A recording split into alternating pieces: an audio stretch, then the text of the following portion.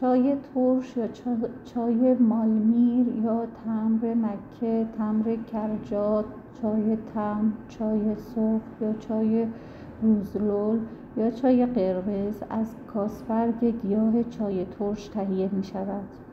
در بسیاری از مناطق دنیا به صورت نوشیدنی گرم یا سرد مصرف دارد. در آمریکای لاتین و به ویژه در جامائیکا مصرف آن متداول است. به نام گل جامائیکا و شمال آفریقا به نام چای سودانی و در مصر به نام کرکده مشهور است. مزه آن ترش است و معمولا با شکر نوشیده می شود. این چای همچنان ضد سرماخوردگی است و مقدار قابل ملاحظه‌ای ویتامین را دارد که برای سرماخوردگی مفید است. گل جامائیکا گیاهی است یک ساله، بوته‌هایی به ارتفاع 2 الی 3 متر، برگ‌های 3 الی 5 وجهی سبز مایل به زرد، گل‌های زرد با کاسبرگ‌های سبز که بعد از رسیدن میوه کاسبرگ‌ها به رنگ قرمز در می‌آید. در بعضی کشورها از الیاف ساقه‌های آن در تهیه وسایل استفاده می‌شود. این گیاه به صورت گونه مهاجر وارد ایران و در منطقه کلمتی، استان سیستان و بلوچستان برای اولین بار کشت شد. در استان خوزستان هم این محصول کشت می شود و اهواز قطب کشت این محصول در کشور است.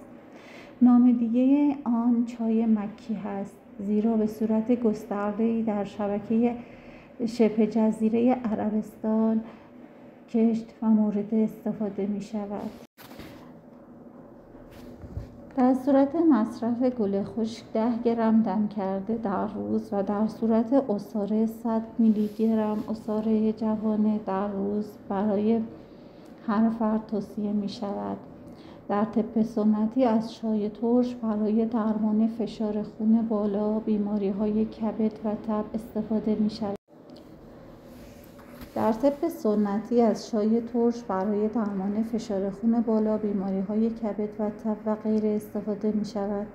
در طب سنتی آفریقا این گیاه برای درمان سرفه و گلودرد و همچنین به عنوان آنتیباکتریای مدر ضد اسپاس و از بین برنده زردآب و صفراست مصرف می شود. در طب سنتی تایلند چای ترش را برای درمان سنگ کلیه به کار میبرند. در اکثر نقاط آفریقا و آسیا این چای مصرف می شود. در جامائیکا متداول است و به عنوان چای هم به صورت نوشابه سرد فروخته می شود. در کشور پاناما به نام سالی که از کلمه سورلی جامائیکایی گرفته شده، به صورت نوشابه یا بدون گاز بدون اضافه کردن الکل در ایام کریسمس و عید نو چینی ها مصرف می شود. در ایالات متحده آمریکا نیز به صورت چای مصرف می شود و از طریق اهالی مکزیک آورده شده و به خصوص در کالیفرنیا فراوان است. در کلیه کشورهای شمال آفریقا به صورت روزانه و در چایخانه‌های کنار خیابان عرضه می‌گردد. در اکثر کشورهای آسیایی مثل چین، تایلند، هند، مالزی و خاورمیانه چای ترش مصرف دارد. ترشی آن به خاطر وجود اسید سیتریک و ویتامین C میباشد و نیز دارای آنتی اکسیدان‌های ضد چربی خون است. عقیده بر این است که وجود مقادیر زیاد آنتوسیانین در کاسبرگ‌های گیاه نقش مهمی در کاهش فشار خون و خواص ضد سرطانی دارد. تحقیقات زیادی در ارتباط با مؤثر بودن و در کاهش فشار خون محیطی و ادرارآوری مشاهده شده. بعضی از بررسی‌های علمی نیز در ایران انجام شده و مؤثر بودن آن در کاهش فشار خون و بیماران دیابتی نشان داده شده است. چای ترش علاوه بر آنتی اکسیدان‌های بالا فواید احتمالی بسیاری دارد. خواص چای ترش مخصوصاً به روند کاهش وزن، کاهش رشد باکتری و سلول‌های سرطانی کمک کرده و باعث بهبود سلامت قلب و کبد می‌شود. این دمنوش طعمی ترش دارد و به صورت گرم یا سرد قابل نوشیدن هستش. سرشار از آنتی اکسیدان هست. آنتی اکسیدان های مولکول هایی هستند که به محافظت از بدن در برابر ترکیباتی به نام رادیکال های آزاد کمک می کند. رادیکال های آزاد می تواند به سلول های شما آسیب برسانند. یکی از خواص ترش آنتی اکسیدان های قوی این است که می تواند از آسیب و بیماری های ناشی از تجمع رادیکال های آزاد جلوگیری کند. یه مطالعه روی افراد مبتلا به سندروم مارفان، یعنی اختلالاتی که روی بافت‌های پیوندی از خم می‌گذارد، نشان داده که مصرف چای ترش باعث کاهش استرس اکسیداتیو و افزایش سطح آنتی اکسیدان خون می‌شود. نتایج مشابه در یک مطالعه روی حیوانات نشان داده که عصاره چای ترش به محافظت از بدن موش‌ها در برابر آسیب‌های سلولی کمک می‌کند. با این حال در حال مطالعات به جای چای ترش دوزهای غلیظی از عصاره آن مورد استفاده است که خطر مشخص شدن تاثیر احتمالی چای ترش بر بدن انسان نیاز به تحقیقات بیشتری دارد. به کاهش فشار خون کمک می‌کند. یکی از مهمترین و شناخته شده ترین خواص چای ترش تاثیر احتمالی آن بر کاهش فشار خون است. فشار خون بالا به مرور زمان باعث افزایش فشار روی قلب شده و آن را ضعیف می‌کند.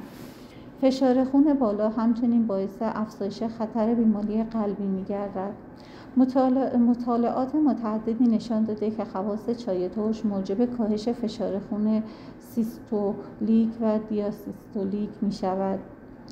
در یک مطالعه کوچک 46 بیمار مبتلا به فشار خون را با چای ترش یا دارونما مصرف کردند و آزمایش کردند. پس از یک ماه آنهایی که چای ترش نوشیده بودند نسبت به گروه دارونما فشار خون سیاتیک و دیاسیستولیکشون کمتر شده بود. بررسی مطالعه 5 در سال 2500 نشان داد که خواص چای ترش به صورت میانگین و به ترتیب باعث کاهش 7.58 میلیمتری جیوه و 3.53 میلیمتری جیوه در فشار خون شده است. در حالی که خواص چای ترش به طور طبیعی و بدون ایجاد عوارض به کاهش فشار خون کمک می‌کند، مصرف آن برای کسانی که در حال استفاده از دارو برای درمان این بیماری هستند مناسب نیست. به بهبود میزان چربی خون کمک می‌کند. علاوه بر کاهش فشار خون می‌تواند به کنترل چربی خون نیز کمک کند. پس از یک ماه آنهایی که چای ترش مصرف می‌کنند شاهد افزایش سطح کلسترول خون و کاهش سطح کلسترول کلی و تریگلیسیرید بودند. یک مطالعه قدیمی در سال 2022 روی افراد مبتلا به سندروم متابولیک نشان داد که مصرف روزانه 100 میلی گرم عصاره چای ترش می‌تواند باعث کاهش و افزایش کلسترول HDL می شود. خواص چای ترش نسبت به انواع چای یا دارونما میزان کلسترول LDL را به طور مؤثری کاهش می دهد. با این حال سایر مطالعات نتایج متناقضی درباره خواص چای ترش برای کلسترول خون نشان می دهند. برای مشخص شدن فواید احتمالی چای ترش بر میزان تریگلیسیرید و کلسترول خون باید مطالعات بیشتری روی افراد جامعه انجام شود. چای ترش کمک به سلامت کبد هم می کند. کبد شما عملکردهای متعددی دارد، از جمله تولید پروتئین ها، ترشح صفرا، تجزیه چربی برای سلامتی کلی بدن ضروری است. جالب است بدونید که مطالعات نشان داده شده خواص چای ترش به تقویت سلامت کبد و عملکرد مؤثر آن کمک می‌کند. یک مطالعه کوچک در سال 2014 روی 19 فرد مبتلا به چاقی نشان داد که مصرف عصاره چای ترش به مدت 12 هفته باعث بهبود کبد چرب می‌شود. این وضعیت ناشی از تجمع چربی در کبد است که می‌تواند باعث نارسایی کبد شود. همچنین مطالعه روی موش‌ها خواص احتمالی عصاره چای ترش در محافظت از کبد و کاهش علائم آسیب کبدی را نشان می‌دهد. موش‌هایی که رژیم غذایی پرچرب داشتند نشان داده شد که مصرف عصاره چای ترش وضعیت کبد چرب آنها را بهتر کرده است. می‌توانید به کاهش وزن با کمک چای ترش بپردازید. خواص چای ترش می‌تواند به کاهش وزن و محافظت از بدن در برابر چاقی کمک کند. یک مطالعه کوچک در سال 2014 39 شرکت کننده‌ای که اضافه وزن داشتند عصاره چای ترش را یا دارونما مصرف کردند. پس از 12 هفته افرادی که عصاره چای ترش مصرف کردند روند شاهد کاهش وزن، چربی بدن، شاخص توده بدنی و نیز کاهش نسبت دور کمر به دور لگن بودند. یک مطالعه روی حیوانات نتایج مشابهی داشت و نشان داد که عصاره چای ترش می‌تواند با جلوگیری از ذخیره چربی به کاهش وزن و اشتها کمک کند.